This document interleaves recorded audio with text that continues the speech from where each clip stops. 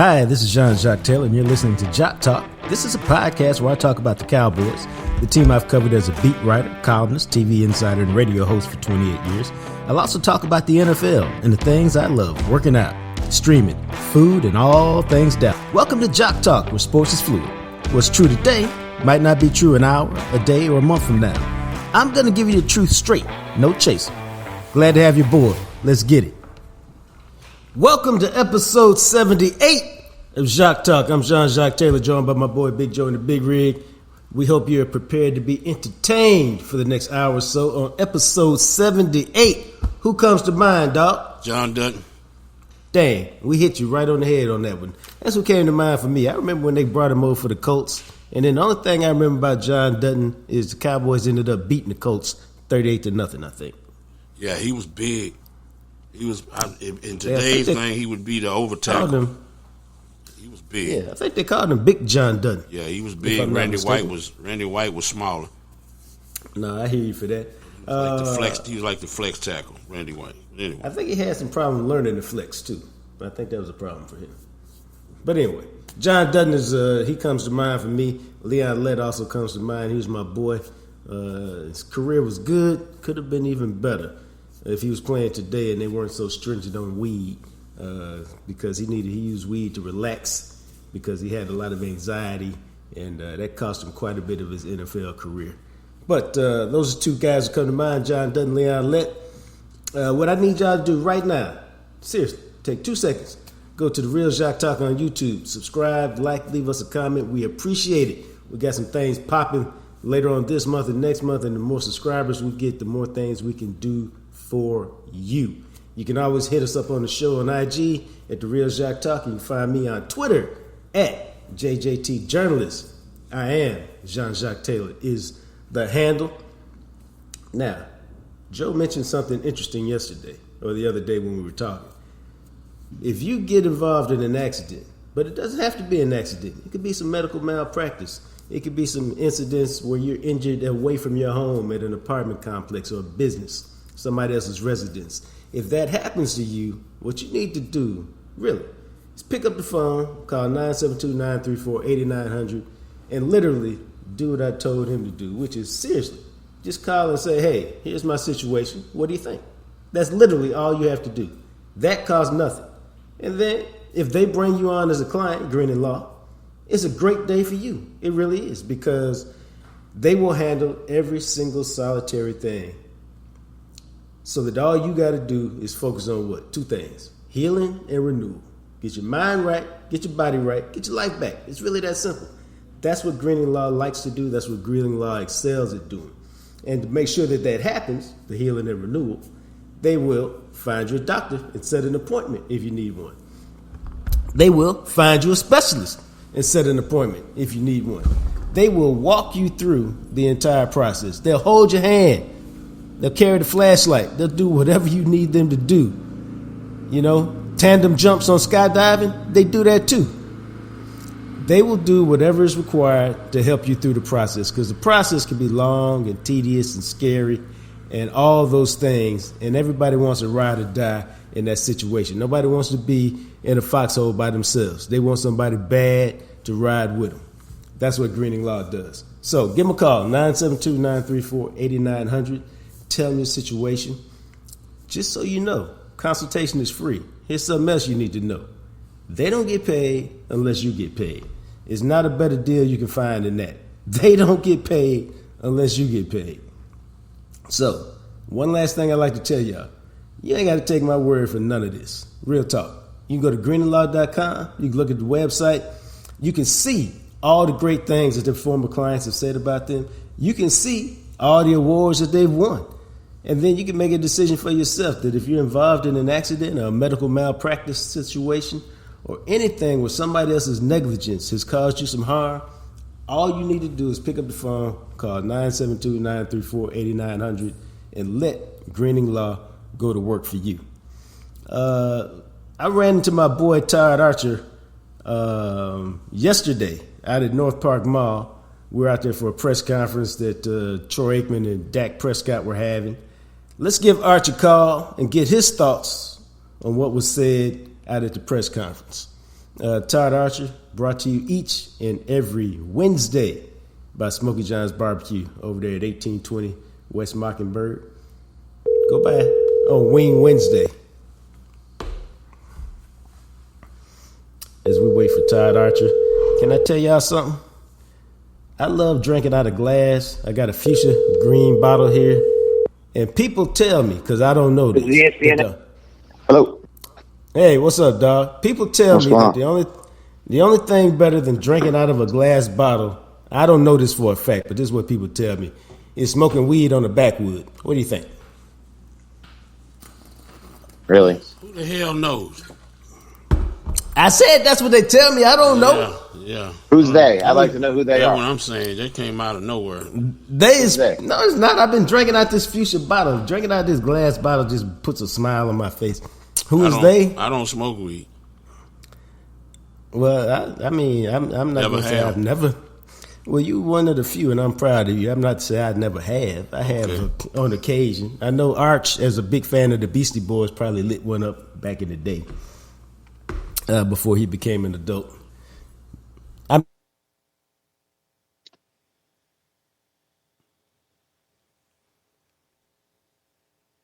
lost you, Jacques. Yeah, we lost him. There we go. Now I'm back. I don't know why this happens. It is really starting to aggravate me. Yeah, it ain't on Maybe that's the universe. Maybe that's the universe putting me on mute. Yeah, it ain't me. Because I haven't touched a single thing except this fuchsia water bottle, and the thing went to mute. Anyway, I had a good time seeing you yesterday, Arch. I don't get to see Arch as often during the off season, so it's always a good time when I get to see you. I just want to point out that I carried Jacques yesterday because I told him about something he had no idea about, and he was able to work on a project. So I'm expecting a bigger paycheck from the JJT Media Group for what I did for you yesterday. This is a good time to listen to what Dak Prescott had to say about his contract situation, because clearly it's all business for Dak, like it is for my boy Archer. Well, we starting out real choppy today. We got spicy Arch right off the bat. So here's what Dak said about his contract. Yeah, I'm definitely confident. Obviously, it helps the team. It's important for the numbers. I think I've heard Jerry said that is.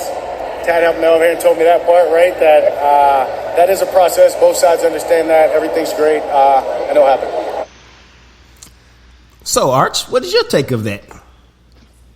It'll happen, right? It'll happen. Sure. It'll happen. When it'll happen, I don't know. I know it won't happen before March 13th when free agency starts. Right. Might happen in the spring, might happen in the summer, might happen during the season, might never happen. Right. So I viewed it as an answer of I'm just going to answer this question and kind of play it down the middle and not really say much. But, he doesn't want to leave the Cowboys. He understands it's his team, all that stuff. So I think he wants it to happen, but I wish we had a little bit more time with Dak, or wish we went to a different subject quicker, or asked different questions. Because my question would be, how involved will you be this time around in the negotiations? Because if he's involved, I can see a deal getting done, sooner, quicker. I don't want to say sooner, quicker, or easier maybe. That's a really good point. So let's start it with this: how involved do you think he was in the last negotiation? I don't think he was very involved. I think you let Todd France do it. Okay. Now, and that yielded and there's nothing wrong with that, right? I'm not saying Dak,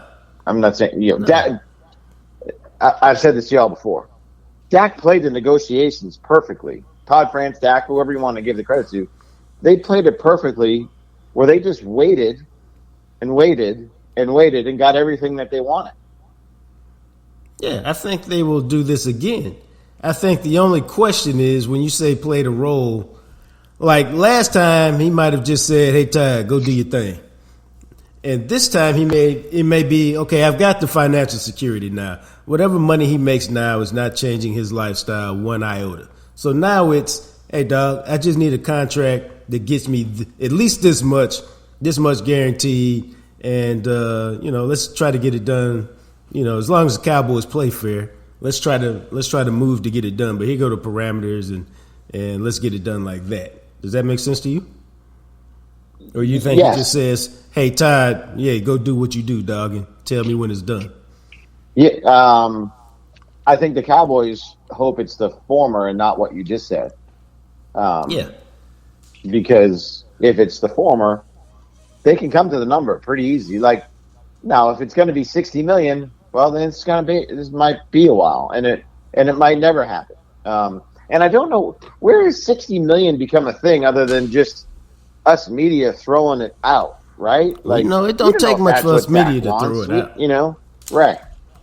So, like, now all of a sudden we pin this on the player, and you're left sitting there, well, he wants $60 million. Well, he's never said anything about what he wants or what he doesn't want or any of that stuff. So, but we've said this time and time again.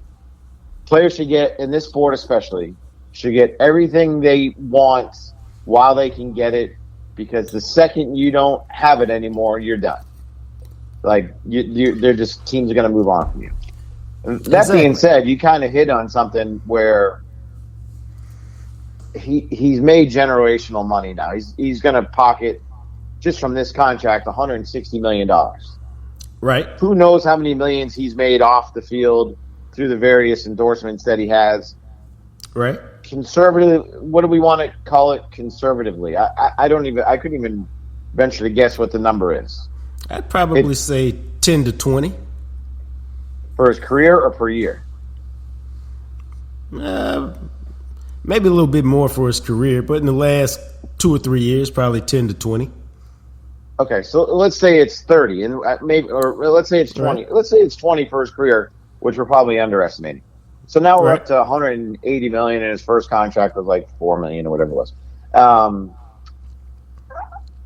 Now this one, and it's easy for us to say, should this one be about his football legacy, right?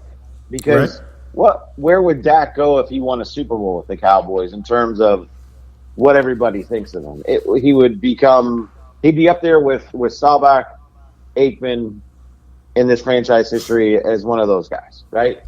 Right. And now, if he wants all the money he can get, go ahead and do it.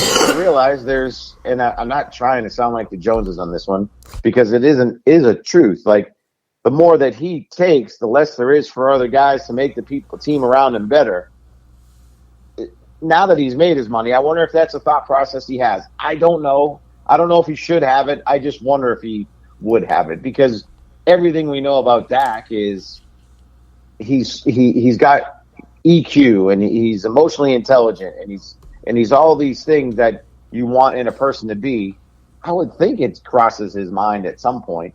And as much as we always talk about, Tom Brady took so much less to stay in New England. No, not that much less. Like, let's not act like he was making 5 cents on the dollar compared to Peyton Manning. He wasn't. Right. He was doing pretty well for himself. Right. So if Dak were to take a deal doesn't make him the highest paid quarterback in the league, what would we all say about Dak? What a great guy. He took less to stay and help his team out. Right. I know Dak doesn't care. Like, he's not in it for the narratives and to change the PR and all that kind of stuff. He's in it to win and it to help his family and all that stuff. But I just wonder if some of that stuff kind of goes through his mind at times. And those are questions that maybe we can ask as the offseason goes on or something. I think the legacy thing's important to him in a city with Staubach and Aikman as the pillars of the franchise. But to speak to your earlier point, 28-year-old Joe Burrow averages $55 million a year. 26-year-old Justin Herbert averages $52.5 million a year. Two-time MVP and 27-year-old Lamar Jackson averages 52. Jalen Hurts averages 51. And then there's Russell Wilson and Kyler Murray at 49 and 46. And And I put their ages in there because Dak is 31 right now. Damn, it's hard to believe he's that old, which means he'll be 32 in July, right? He'll be 31. He'll be 31 in July. He's 30 right now. Oh, maybe this is his first football age. So 31 in July. So if you look at the numbers and you add inflation and you add this other thing, I don't think 60 is the number. Probably 56, 57 is probably the number, somewhere in there. And you have to, and you can say, well, Burrow's been to Super Bowl and Burrow's better, and Lamar's a 2-time MVP, but you also have to account for leverage. And he's got all of it. Right. So he can drive a harder bargain without taking all the money. Right. And he certainly used his leverage well within his right. That's what, because teams use their leverage, so players can use it when they got it. Yeah, they do. So, and he has all the leverage, even more so this time. I guess I come back to, it's weird. When does it change? Obviously, Patrick Mahomes is the best quarterback in the league, and I thought he redid his deal, but maybe he didn't. I think he did. I can't remember if he's now over 50 or not, but maybe I don't know, or he's going to do it or something, right? But it used to be if you're the best quarterback or you're in your contract's up, you become the highest paid guy. It's not, when did it become next in line, you become the highest paid guy? I can understand Cincinnati making Joe Burrow the highest paid guy because he had lifted a franchise that was, I covered him, dead, moribund, whatever you want to call it, right? Right. And took him to an AFC championship game, playoffs, and a Super Bowl. So they made him they paid him $55 million. Justin Herbert, the Chargers, 26-year-old dude. You kind of have to do what you have to do at that point with quarterbacks. So maybe he's a case against my argument. But Lamar Jackson, 2-time MVP, gone to AFC title games. Jalen Hurts, gone to a Super Bowl. I'll skip over Russell Wilson in that list that you gave. And then Kyler Murray. I mean, Deshaun Watson. Josh Allen has been to AFC title games. Obviously, we know how great Mahomes is. Stafford won a Super Bowl. The majority of those quarterbacks have done things that Dak has yet to do. Through no fault, not just Dak's fault, and it's not just these guys, their teams won solely because of those guys. But it's weird how it's changed. Now it's I'm next in line, I'm the highest paid guy. It's not what you've accomplished. It's just, I'm the next guy. When did it become that? Because, remember when in 2014 when Romo got his last deal, 2013, 2014, whatever it was, he was the 8th highest paid quarterback at the time, $18 million a year. Right. But no one was saying, well, he's the next guy. He's got to be the highest paid guy. Yeah, now here's I can't really put my finger on it when it changed. But I don't know that Dak has to be the highest paid quarterback. I would say he doesn't deserve to be the highest paid quarterback.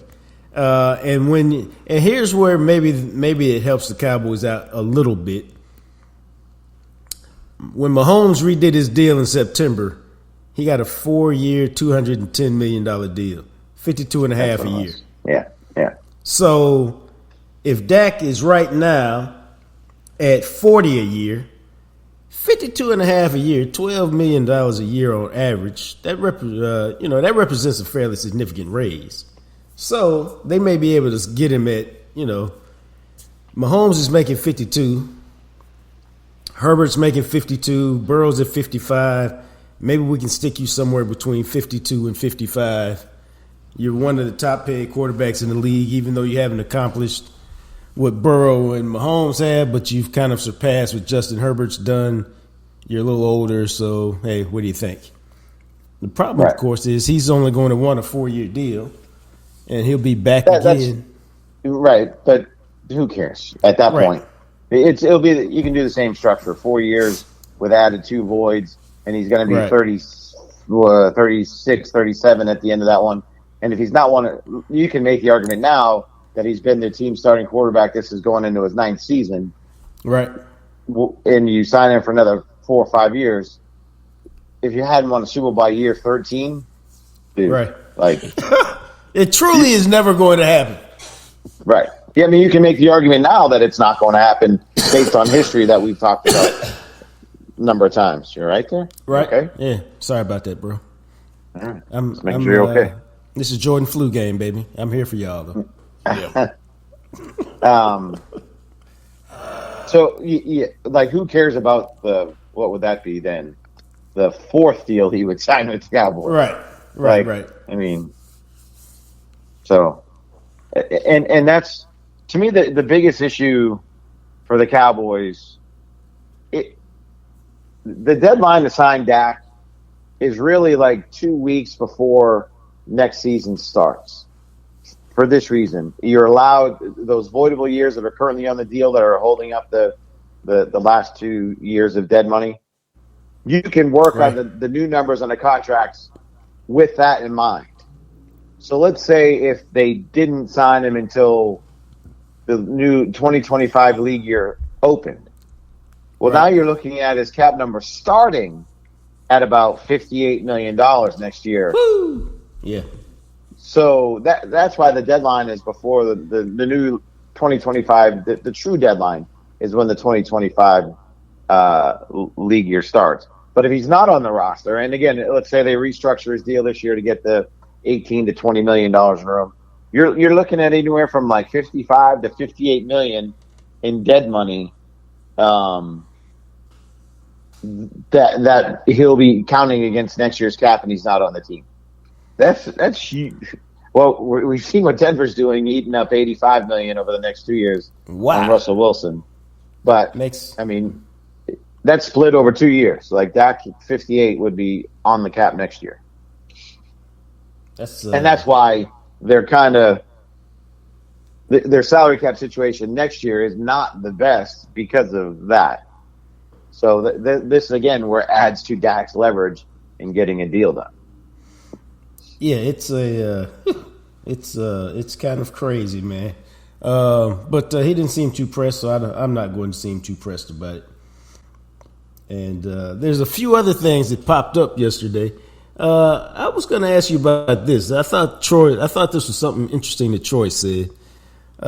He said that, and I'm paraphrasing here, that he thought today's players may have been a little more concerned with building their own personal brand, than being a cohesive team or worried about team culture, all that kind of stuff.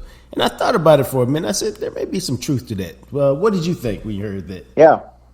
So I was talking to somebody at the Combine, and it might have been like Clarence or John Machota at The Athletic or even Calvin Watkins at the Morning News.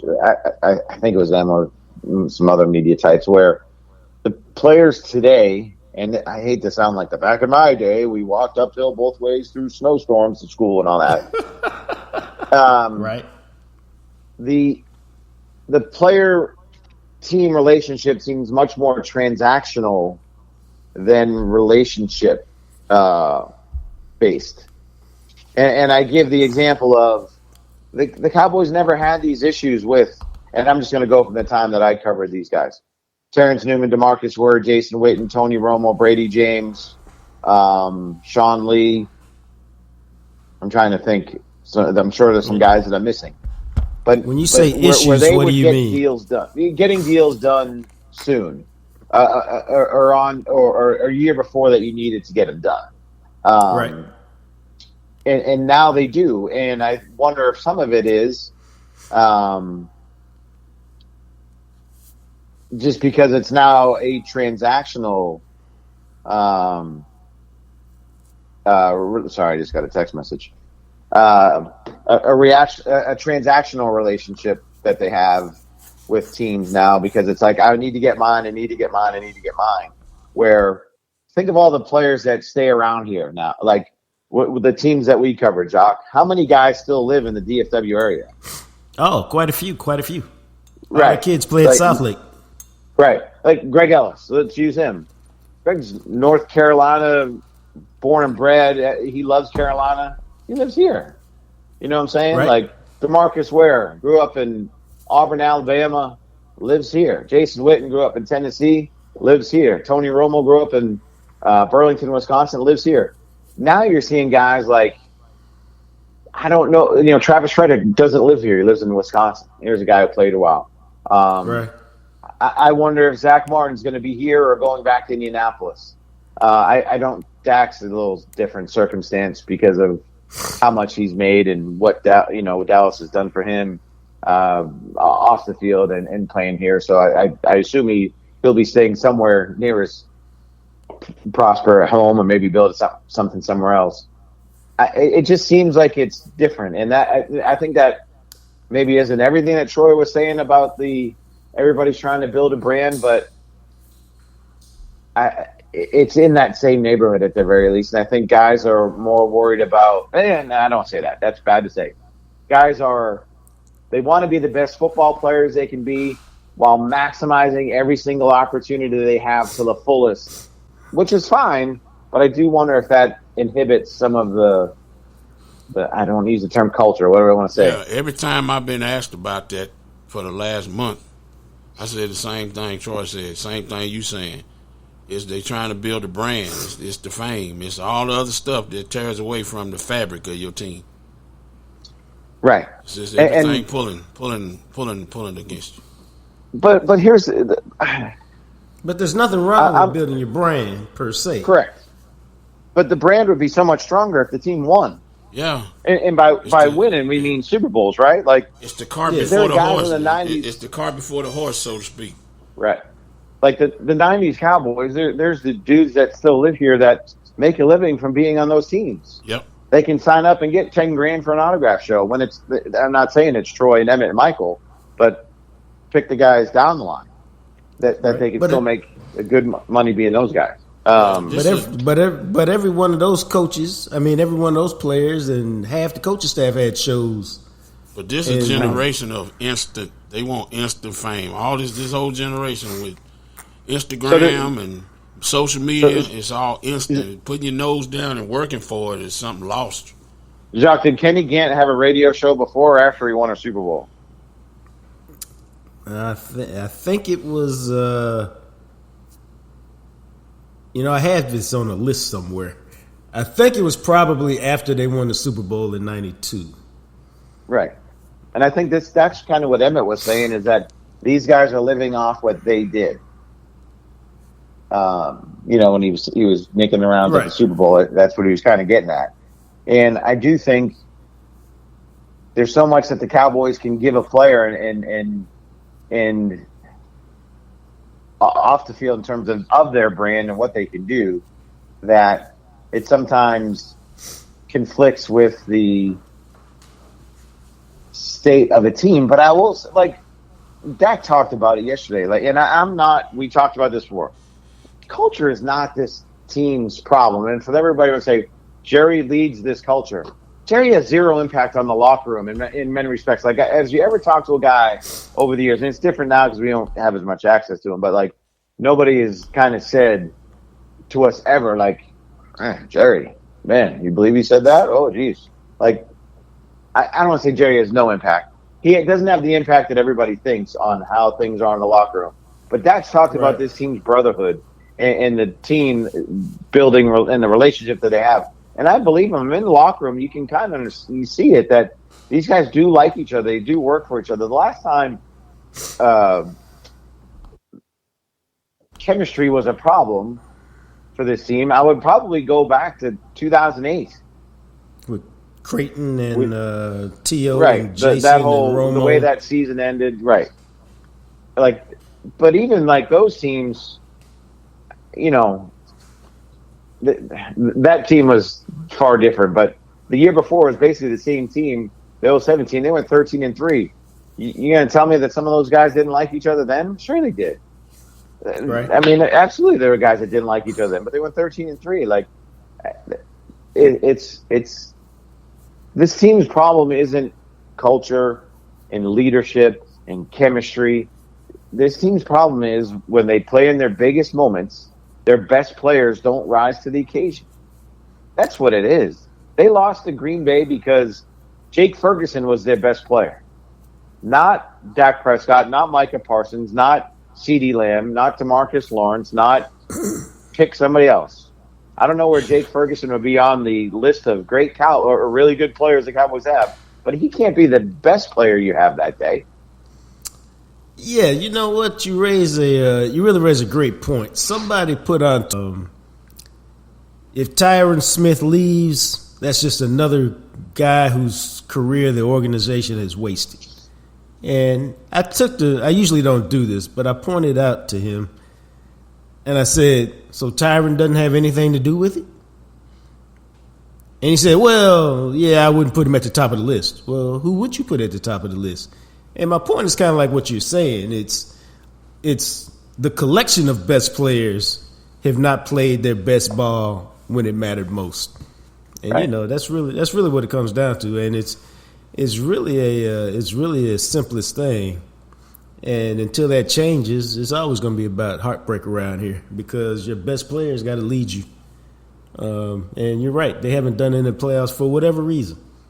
Right. They just hadn't gotten done. So if it ain't culture, what is it? If it ain't culture, is that what you said? No, I'm saying if it ain't culture, what is it? What is culture? Because them guys ain't stepping up. I mean, that's just an individual thing where you can't let your nuts hang. You know? Yeah, that's not culture. Like I don't know. A unit in a team is the same thing. A unit as a team is not individuals. A unit in a team is a group of individuals. Well, that's part of your culture is what you do. We talked about that the other day. Your culture is what you do. You know, what's the Cowboys? If they had a bad culture, they would not have won 36 games the last 3 years. Yeah, but the way they melted down against Green Bay, that's some fake ass culture right there. That's some pretend culture. But I guess.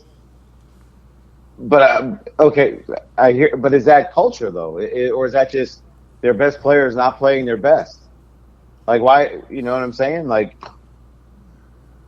I think that's two different things. Like culture is chemistry and accountability, and we're striving for the same goal and all that stuff, which I think this team by and large does.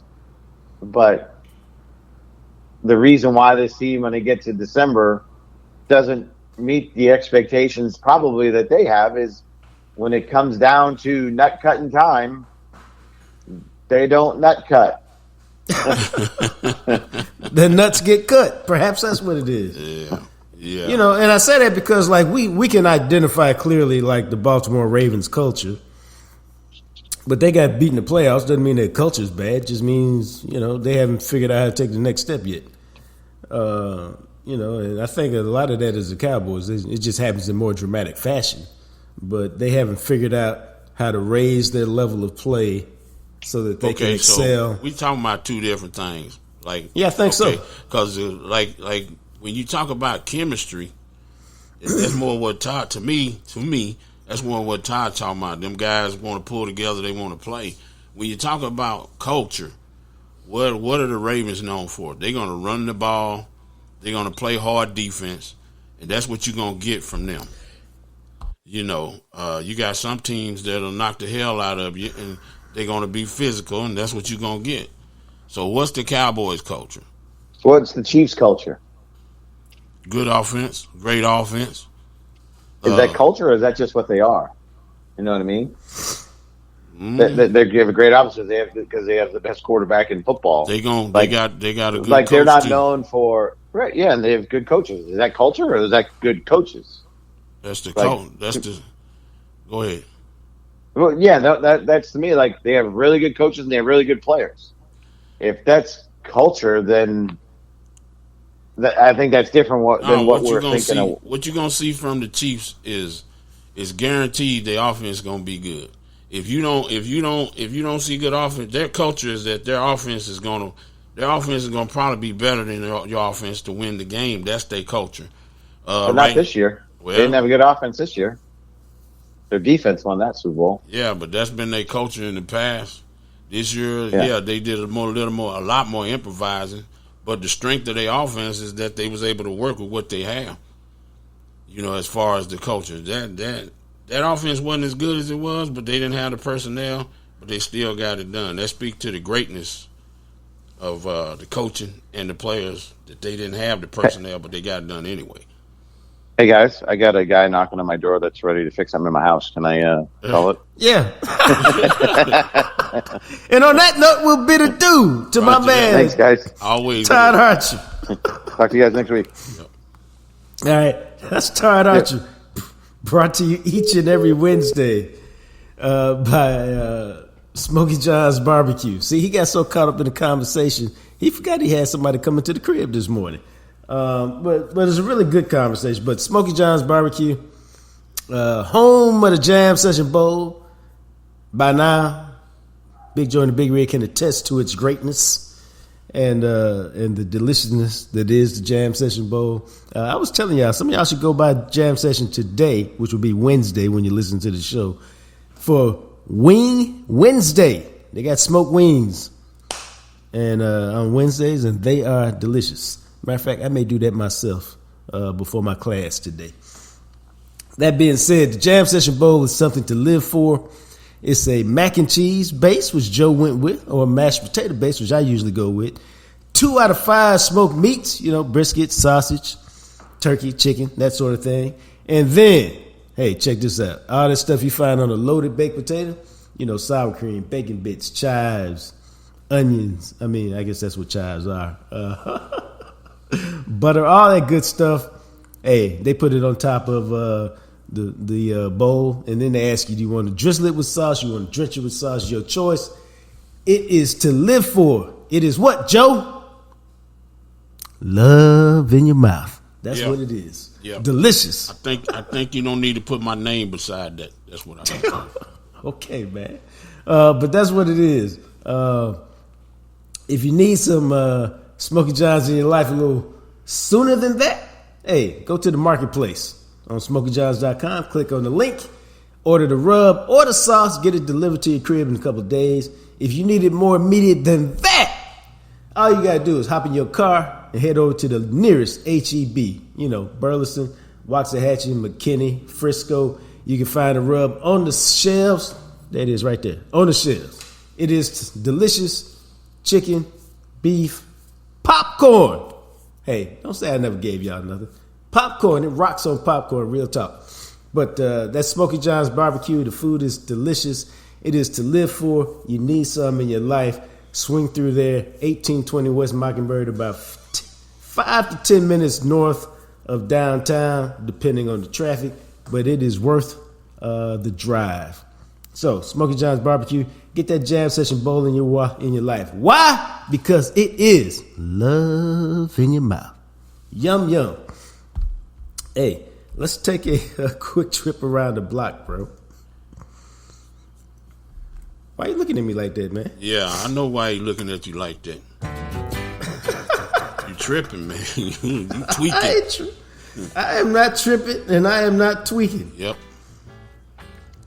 I ran across something yesterday that I thought would interest you. Where is Denzel on your list of favorite actors? He's pretty high up. I don't know. He's one of the all-time greats. I know, but What do you on your personal list, is he like the top 5? Is he like the top 10? Is he, because some people could be great actors, and somebody's personal taste might be like, that dude's overrated. I don't really like his stuff. I don't really have a top 5. I don't know. Denzel would be top 5. He'd be up there. Some actors just play themselves. Denzel got range. You make a great point there. I would submit to you, having done no research whatsoever, that most actors basically play the same character. Most of them do. And you're right, Denzel's got great range. Like Liam Neeson basically plays the same character. Yeah. In most movies. Now, obviously, he can have 1 or 2 where he's not. But in most movies, he's playing the same type of character. But anyway, I came across this list, that had Denzel's 10 highest grossing movies. And because Denzel's one of my favorite actors. Denzel is kind of actor, if he in it, I'm going to watch it. I don't care what the plot, what the reviews say, what the plot is supposed to be. If he is in it, I'm going to watch it. And then I make my own decision about whether it was worth my time or not. But I think he's one of the great actors. I love him. Have loved him from some of his earliest movies. But that being said, dog, let's go through this top 10 list. And then let's talk a little bit about Denzel, because I found this very interesting. 10th highest grossing movie that Denzel's ever been in. Did they do this list backwards? Okay. Is number 10, grossed $167 million. Unstoppable. 2010. Did you like that one? Nah. See, I didn't particularly care for that one. I mean, it was alright. That was with Ethan Hawke, right? Yeah, it's about The unstoppable. Is the story of an out of control freight train whose path threatens a bunch of lives, and two men must stop the train before it's too late. Yeah. It's kind of an action flick. Think about Speed. It's kind of in that genre. I wasn't a big fan of it, but Denzel was in it, so I checked it out. Number 9, Deja Vu, 180 million. Yeah, that's good. That's to me, that's kind of a little bit of an underrated movie. Sanaa Lathan is in it. Yes, indeed. She looked good. I think that might have been when I was first introduced to her. She was fine. Oh yeah, in that particular movie, she was fine and bad and all of that. Her character, yeah, her character was evil. He plays a special agent tasked with traveling back in time to prevent a domestic terrorist attack in New Orleans. But I think it was kind of a sneaky good movie. But he was good in that. Interesting movie right here. Inside Man grossed $186 million in 2006. One of the best. Did you like that one? Yep, one of the best movies. Yeah. That's with Clive Owen. It's a crime thriller. Chidi Awalahu or whatever, however you say his name. Pretty good.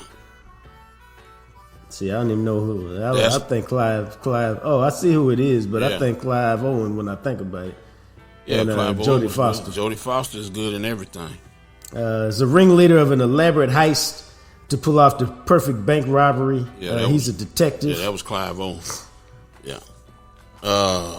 Why'd you say it was one of the best movies? The way it was written, the actors in it.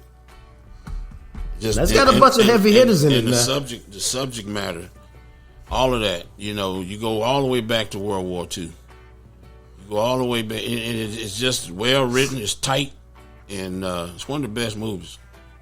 Yeah, Spike Lee directed it. Yeah, it's probably a movie I need to go back and look at. I remember it, and I've seen it a couple times. But I bet if I go back and look at it again when I'm not multitasking, I probably have an even better appreciation for it. It's probably Spike Lee at his best because it's not a social comment or any of that. It's not any of that stuff that divides people or brings people together. But it's just the movie. It's some of Spike Lee's best work. Even though the other stuff, Do the Right Thing and all that, we can go on an extra ramp on that. That's great stuff too. But that Inside Man was pretty good. All right. Then number 7 at $190 million, The Equalizer 2, 2018. Yeah, I'm passed on that. I was a big fan of Equalizer. The whole series. Yeah.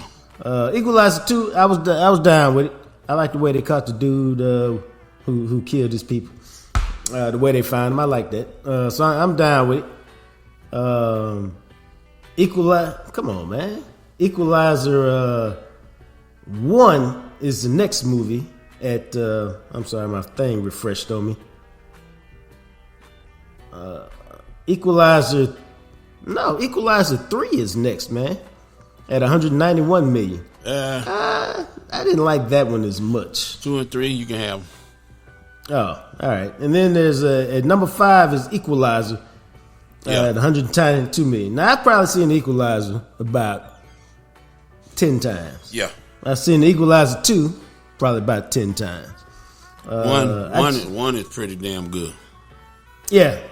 I ain't gonna lie to you. He's dealing with the Russian mob in that first scene when he take all them dudes out in the club in the little room. Yeah, I'm down with that. Yeah, he always saving the prostitute, putting the prostitute on the bus. Yes. I was gonna say hoes, but I ain't gonna say hoes. Thank you, appreciate you. Yeah. But you can say weed. I can say hoes. He put hoes on the bus. Number 4, 1993, The Pelican Brief, 195 million. That was a good flick.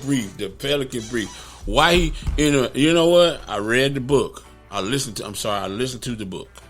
Did that ruin the movie for you? That's a John Grisham book. It's the best. John Grisham is cold blooded. All right, then check this out. Why he didn't have a romantic relationship with Julia Roberts? It might have been because it was 1993 and they weren't ready for that. That's right. That was some bullshit. The whole movie you thought they gonna get together. In the book they get together. Oh, see, I didn't realize they got together in the book. Yeah, well, there you go. I mean, it only makes sense. Mm-hmm. But it's like, all right then. 1993, all right then. Wasn't ready for all that just yet, dog. Yeah, some bullshit. Number 3 on the list. This surprised me a little bit, but maybe I shouldn't have been surprised. 206 million. Philadelphia. Oh, Tom Hanks. Another excellent move. Yeah.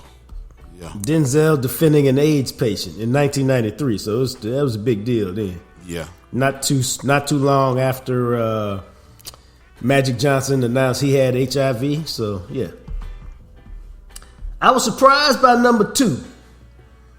This the first time I've asked you for a guess. Second highest grossing movie ever with Denzel. Man on Fire. Quality guess. That is not the answer. The answer is Safe House. I was surprised by that. Well, see, Tom, you know what? He turned into late in his. He had to be 60 by the time he turned into a doggone action star. Right. Think about it. Yeah. How old is Denzel? That's the question. Well, what I'm saying is, who'd have guessed late in his career that he would become an action star? Safe House, Book of Eli, Man on Fire. Him walking away from an explosion is classic. Denzel, 69 years old. There you go. So he was late 50s maybe. 12 years ago. Yeah. So that was 57. There you go. He was in Safe House. Late in his career. Safe House was pretty good. No, I like Safe House. Safe House was a terrific movie for Denzel because he dies at the end. Ryan, why you tell people what's going on? Hey, if they ain't seen it, why you doing? I'm not even indulging that. Why you doing the Kaiser Sosa? I'm not even indulging that. Why you doing the Usual Suspect? Hey man, if you ain't seen Safe House and it came out in 2012, that's on you. That's not on me. I hadn't seen the Usual Suspects, and you said, you know what? The dude at the beginning was the dude at the end. Jackass. Hey man, that movie been out 20 years. No, you ain't seen it. No, I'm just saying. I don't know. Anyway, I don't like. I used to feel bad about that, and I don't. Yeah, you should. Number 1 movie grossed $269 million. Do you know what it is? Nope. American Gangster. So we don't. His top 10. Book you're absolutely right. Book of Eli wasn't in that. Man on Fire. Man on Fire wasn't in that. Training Day wasn't in that. Man on Fire was the shit. I watched Man on Fire the other day. It was still good. That's one of my favorite movies. No, man, American Gangster was in there. Was number 1. I liked American Gangster. It's a quality flick. But I was very surprised that Training Day and Man on Fire didn't make it. Training Day wasn't very good. He was just good in it. Now, that's a very good point. Maybe that's why I didn't make it. Yeah, he was just good in it. It wasn't. Why didn't you like it? Because it was predictable? Yeah, it was predictable. It was a decent movie, but his portrayal, the thing with Denzel That's the first time he was a jackass? The first time, and you go, well, it's got to be some redeeming qualities in what he's doing because he's teaching this dude. And at the end, you realize the whole time, no, he was bad. So, you know, you kind of look at the actor and look at the character and you go, I know he teaching this dude the ways that things are supposed to go and all of that. Right. And then at the very end, you go, oh, damn, he was never no good. That man said he was never no good. Yeah, it wasn't nothing. You know, all that bad stuff, you was really bad. It's kind of like when you watch Hustle and Flow and you waiting on the pimp to you wishing the pimp get a record contract. You know, you sad because he don't get a record contract at the end. How about that? Yeah, I've been hearing that a lot, man. I've been seeing that a lot. You may have hit me to that game where I guess today is the day they're gonna do the. Oh yeah, they doing the yard. They've been doing it the whole damn show. I mean, dog. It's all right, man. I'm just shaking Don't do it. Oh, you focus. What was I about to go do? Stay with me. I'm about to stick my head out there and tell him to go somewhere else. Oh, you might. You know what? Stay focused, dog. Come back to the light.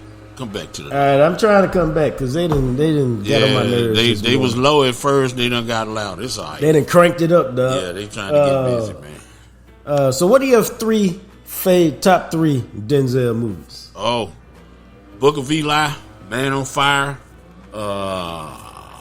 Golly, man, you know what's because funny? Like Devil in the Blue Dress didn't make it. Ricochet didn't make it.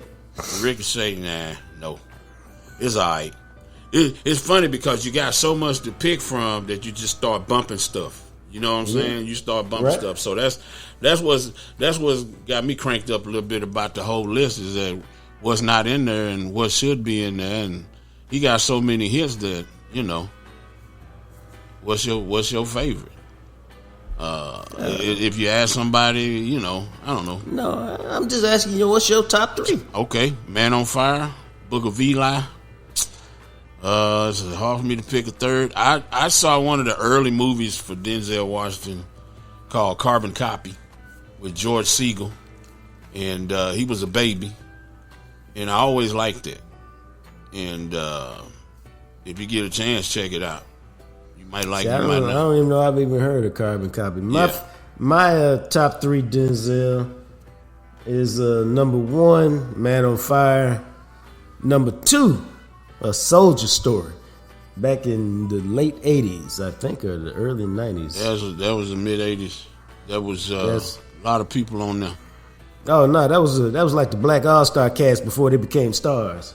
Oh, that was Soldier Story. That was Howard Rollins and Denzel and Robert Townsend. And David Allen Greer. David Allen Greer is that old, yeah. And a couple others whose names escape me right now. Yeah. And then I think number three for me is probably The Equalizer. So that's a look at Denzel and what a storied career he's had. And you know, he's one of my favorite actors. And now that I realize he's 69, you know, I hope he can keep churning those movies out for another 5 or 10 years. Well, the thing about Denzel is what makes him great is he can carry a damn 9mm or a briefcase and you believe him. He can be a prison. He can be a prison like in prison like in He Got Game, or he can be a damn officer like he was in Crimson Tide. Crimson Tide. I should say Crimson Tide. That's underrated, dog. Crimson Tide. I thought you was finna say Antoine Fisher. Well, he was that. And then what was the movie with Meg Ryan? Courage Under Fire. Courage Under Fire. Excellent movie. Damn. Excellent movie. Great, man. Well, from a military aspect, excellent movie. And then, you know, to see a guy the way I've never been a sailor. I've never been on a submarine. But the way he was giving them commands in Crimson Tide, you went, man, it just gave me chills because, you know, after being a military guy, it was like crazy, man. But he just pulled it all off. Plus, he one of them actors that he don't have to say a word and you know what he thinking. You know what I'm saying? He can give you that. A lot of guys, you gotta, like I'll give you a good actor. What we talked about, where guys play the same thing. Gene Hackman played the same person. Now he good at it, but he played the same. Gene Hackman, and I seen Gene Hackman in one movie that he didn't get pissed off in, and that was The Firm with Tom Cruise. But when he get pissed off in Crimson Tide, you feel it. And them was two heavyweights. I can't believe that we didn't mention that, but. I got so many Denzel movies, it's like, but which one you want? Yeah, we're gonna start a Twitter conversation on that. Yeah, about what's your top three? We just mentioned none of the. When you start talking about the top grossing, we just mentioned none of those was in there. None of those was in there. Maybe Denzel got so many movies, we might branch it out to your top 5 Denzel movies. Yeah, but that's our trip around the block this week. We hope you appreciated that. But now let's finish up with just a little bit of football, man, because you got me thinking the other day, and I decided. Can I say something? Todd got saved by the bell because I was about to get up in him, but all right. Oh, okay. Yeah, you should have passed that along. Don't worry. Oh well, he gonna know. I think he listen because he give me a hint that he be listening to the show. I was thinking that. This is not really Dak related, but for those of you who think there's not a market for Dak next year, there will be because the quarterbacks are always in demand. But if we just look at the musical chairs being played at quarterback right now, meaning Justin Fields will not be the Bears quarterback by all accounts. Baker Mayfield, there's a chance he could leave Tampa. I bet he gets a deal done in Tampa, but until it's done, it ain't done. Atlanta in the market for a quarterback.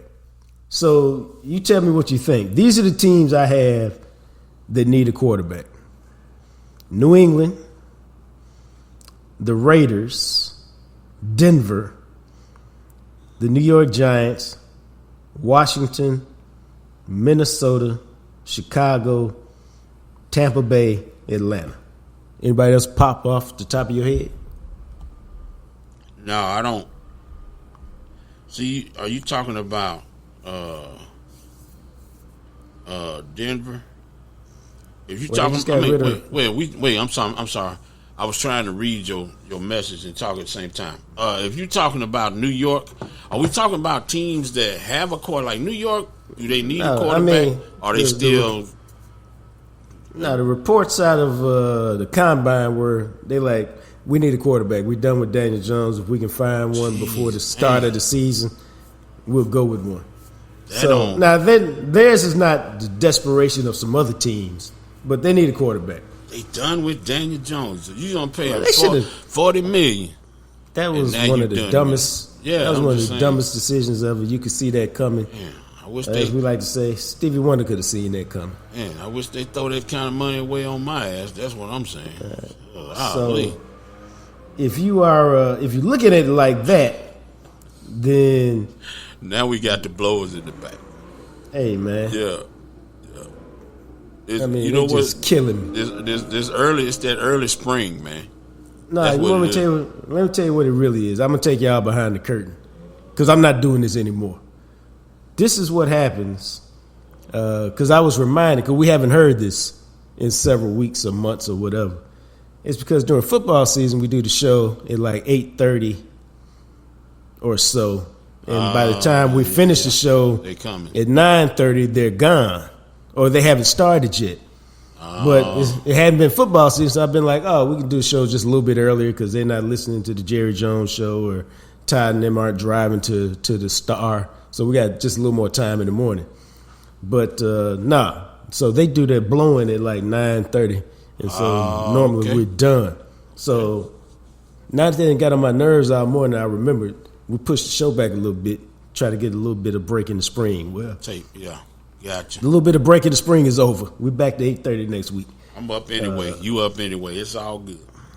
Yeah, I mean, it is. It's just a little rush when you get back from the gym and you got to do a couple things in the morning. And boom, day is here. Roger that. So I was trying to steal a little time in the morning. It is not there to be stolen.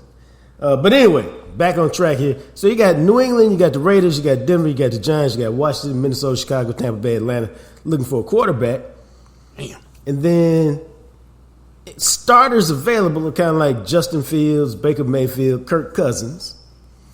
And then you got kind of like Caleb Williams, Jaden Daniels, Drew May, Ben Nix, J.J. McCarthy, Michael Penix out there in the draft. Kind of like your top 6 quarterbacks. And it's really a matter of where all these cats are going. But when you look at the league, man, like, we all kind of feels like Justin Fields is going to Atlanta maybe. But I think Atlanta's a good spot. But he could also maybe go to Minnesota. But the problem is, how good is Justin Fields? Do you think Justin Fields Super Bowl? Because if not, you're gonna have to do something with his 5th-year option next year. Justin Fields is man. These guys are talented when they come out, and sometimes the NFL just kind of screws them up. I think that David Carr was always a talented guy, and he got screwed up. Justin Fields, we're gonna find out if Justin Fields is David Carr. He gonna be, or is he gonna be a productive player? Because right now off the top, I'm trying to think of a guy that shifted teams that was high. There was a high pick that didn't work out with the first team that he was with, that moved to another team and became a great player. And maybe I'm having an old man moment about, I can't think of the guy. Will we say Drew Brees? Drew Brees was a good Charger. He was a good player as a Charger. He just got moved because Phillip Rivers was there and he had a shoulder injury. But he was all we knew Drew Brees was going to be good. We didn't know he was going to be great, but he was kind of but that's a good example. So that's That's the perfect example, because Josh Fields been good, but we don't know if he's going to be great, and a change of scenery might do that for him. What about on the lower level? What about Geno Smith in Seattle? Yeah, most definitely. Geno was his own problem from the jump, where he was his attitude and all of that. And I think Geno learned to be a professional. And then when you get that last chance to do something, it's your last chance. Some guys make the best of it. Right. Yeah. Geno. Yeah, I think Drew Brees. That's a pretty good example, right? Drew Brees probably better. Because I didn't know. I knew he was going to be good because he was excellent in high school and college, and then with the Chargers he was good, and then he went on to be great in New Orleans. So yeah, we'll see. Baker Mayfield may eventually fit into that category. Yeah. Baker is another good example because Baker was with Cleveland, sorry ass. Yeah, some of it when you talk about a second team, some of it depends on who you get linked with on the next spot. Yep, for sure. Because all about, we argued with Clarence till we were blue in the face about 3 weeks ago. It really matters where you go and whether they have a plan for your particular skill set to enhance your talent. Yeah. And, I mean, some guy, you can be serviceable and you be okay. And, I keep using the Troy Aikman example because that's the one that was here in Dallas. Under David Schuler, Troy Aikman was just going to be all right. Yeah, that's a good example, too. An excellent example. And then you get Norv Turner, and he becomes great along with Emmett and Michael. Mm-hmm. That wasn't a coincidence, and they'll tell you that. Just like Troy, quiet as is kept. Once Norv left, and once Norv's mentor, Ernie Zampese, left, Troy Aikman was not as good as he was in the years that those guys were here. Well, where's Schuler? What'd you say? Where did Schuler go? He went to Cincinnati. I'm just saying, he ain't still in the game. He's not still in the game. You know what I'm saying? If he was good, you resurface. Right. So it matters who works with you. It matters where you go. It matters all the things you can do. And it'll be interesting to see how these quarterbacks get bandied about. Like Kirk Cousins looks like he's out in Minnesota, unless he changes what is reportedly his contract demands, which is he wants another guaranteed deal. And I would submit to you that Kirk Cousins at 36, coming off a torn Achilles, ruptured Achilles, is not getting a fully guaranteed deal. Right.